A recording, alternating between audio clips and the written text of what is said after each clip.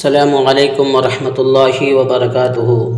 محترم سامعین، واقعہ کربلا کے 21ویں قسط کے اندر آپ لوگوں نے سنا کہ اسیران کربلا کو دمشق لے جاتے ہوئے راستے میں ایک قبیلہ پڑتا ہے جس کا سردار عزیز بن ہارون ہے، جو یہودی ہے۔ اس نے کس طرح ایمان قبول کیا، کس طرح حضرت موسیٰ اور ہارون علیہ السلام کی طرف سے ان کو بشارت ملی، اس کا واقعہ آپ لوگوں نے سنا۔ اور اب اس 22ویں قسط کے اندر سماعت فرمائیں کہ یزیدی اسیران کربلا اور سرائے شہداء کو دمشق لے جاتے ہوئے رات کے وقت ایک منزل پر پہنچا تو وہاں ایک بڑا مضبوط گرجا نظر آیا، چرچ نظر آیا۔ یزیدی لشکر نے سوچا کہ رات کا وقت ہے، اس گرجے میں رہنا اچھا رہے گا۔ گرجے میں ایک بوڑھا پادری رہتا تھا۔ شمر ظالم نے اس پادری سے کہا کہ ہم لوگ رات تمہارے گرجا میں رہنا چاہتے ہیں۔ پادری نے پوچھا کہ تم کون ہو اور کہاں جاؤ گے؟ شمر نے بتایا کہ ہم ابن زیاد کے سپاہی ہیں، ایک باغی اور اس کے ساتھیوں اور اس کے اہل و عیال کو دمشق لے جا رہے ہیں۔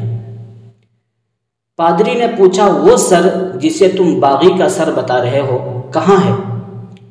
شمر نے دکھایا تو دیکھ کر پادری پر ایک ہیبت طاری ہو گئی اور کہنے لگا کہ تمہارے ساتھ بہت سے آدمی ہیں اور گرجے میں اتنی جگہ نہیں ہے، اس لیے تم ان سروں اور قیدیوں کو گرجے میں رکھو اور خود باہر رہو۔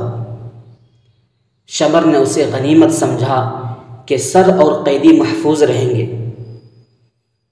چنانچہ امام حسین رضی اللہ تعالیٰ عنہ کے سر کو ایک صندوق میں بند کر کے گرجے کی ایک کوٹھری میں اور اہل بیت کو گرجے کے ایک مکان میں رکھا گیا۔ آدھی رات کے وقت پادری کو کوٹھری کے روشن دانوں میں سے کچھ روشنی نظر آئی۔ پادری نے اٹھ کر دیکھا تو کوٹھری میں چاروں طرف روشنی ہی روشنی تھی۔ پھر تھوڑی دیر بعد دیکھا کہ کوٹھری کی چھت پھٹی اور حضرت خدیجۃ الکبریٰ رضی اللہ تعالی عنہا اور دیگر ازواج مطہرات حضرت صلی اللہ علیہ وسلم ظاہر ہوئی اور صندوق کھول کر سر انور کو دیکھنے لگی۔ پھر تھوڑی دیر بعد آواز سنی کہ اے بوڑھے پادری، جھانکنا بند کر کہ خاتون جنت تشریف لاتی ہے۔ پادری یہ آواز سن کر بے ہوش ہو گیا اور پھر جب ہوش آیا تو آنکھوں پر پردہ پڑا دیکھا، مگر یہ سنا کہ کوئی روتے ہوئے یوں کہہ رہا ہے السلام علیکہ اے مظلوم مادر، اے شہید مادر، غم نہ کر، میں دشمنوں سے تیرا انتقام لوں گی اور خدا سے تیرا انصاف چاہوں گی۔ پادری پھر بے ہوش ہو گیا اور جب ہوش آیا تو کچھ نہ پایا، بے حد مشتاق ہو کر کوٹھری کا قفل توڑ کر اندر آیا، صندوق کا تالا توڑا اور سر انور کو نکال کر مشک و گلاب سے دھو کر مصلے پر رکھا اور سامنے دست بستہ کھڑے ہو کر عرض کی اے سردار، مجھے معلوم ہو گیا کہ آپ ان میں سے ہیں جن کا وصف تورات و انجیل میں نے پڑھا ہے، لیجیے گواہ رہیے کہ میں مسلمان ہوتا ہوں۔ چنانچہ وہی کلمہ پڑھ کر مسلمان ہو گیا۔ منقول تذکرہ حسین صفحہ نمبر 105۔ اسیران کربلا اور سرائے شہداء جب دمشق کے قریب پہنچے اور یزید کو علم ہوا تو اس نے تمام شہر آراستہ کرنے اور اہل شہر کو خوشیاں منانے اور گھر سے تماشا دیکھنے کو باہر آنے کا حکم دیا اور یزیدی خوشیاں منانے لگے۔ ایک صحابی رسول حضرت سہل رضی اللہ تعالی عنہ بغرض تجارت شام آئے ہوئے تھے۔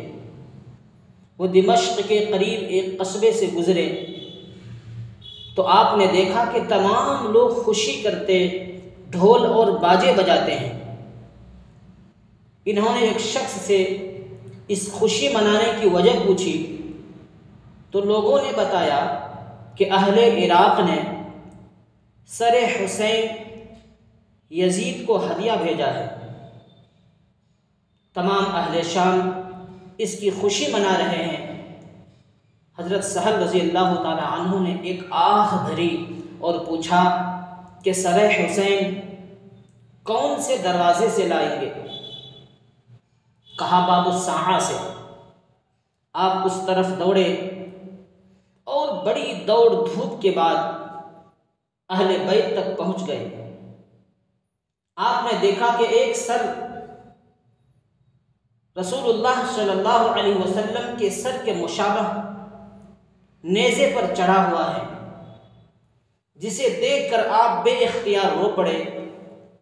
اہل بیت میں سے ایک نے پوچھا کہ تم ہم پر کیوں رو رہے ہو؟ یہ سارے لوگ تو ہم پر ہنسنے والے ہیں، صرف تم رو رہے ہو، اس کی وجہ کیا ہے؟ تو حضرت سہل رضی اللہ تعالی عنہ نے پوچھا آپ کا نام کیا ہے؟ اس نے فرمایا میرا نام سکینہ بنت حسین ہے۔ حضرت سہل رضی اللہ تعالی عنہ نے فرمایا میں آپ کے نانا کا صحابی ہوں، میرے لائق کوئی خدمت ہو تو فرمائیے۔ حضرت سکینہ نے فرمایا میرے والد کے سر انور کو سب سے آگے کرا دو تاکہ لوگ ادھر متوجہ ہو جائیں اور ہم سے دور رہیں۔